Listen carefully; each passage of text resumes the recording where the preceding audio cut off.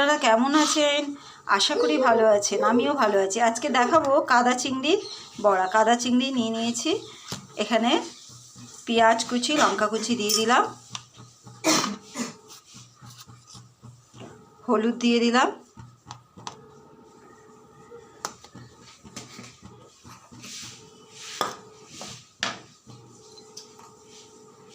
পরিমাণ মতো নুন দিয়ে দেবো,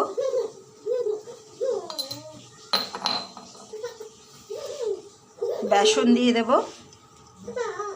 এগুলোকে ভালো করে মিশিয়ে নেব। তেল দিয়ে দিয়েছি। এবারে কাদা চিংড়িগুলো যেগুলো মাখিয়েছি দিয়ে দেব। এর মধ্যে আপনারা ধনেপাতা কুচি দিতে পারেন, কিন্তু আমি দেইনি।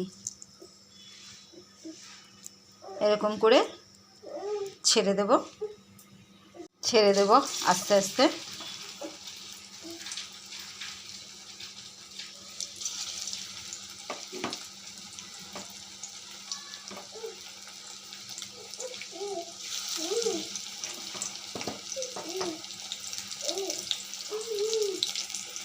এবার উল্টে দেব।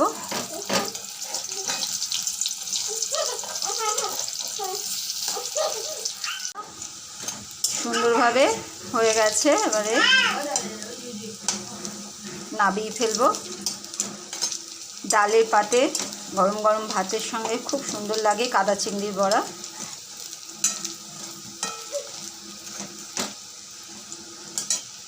এবার নাবিয়ে ফেলবো। হয়ে গেছে, নাবিয়ে ফেলবো।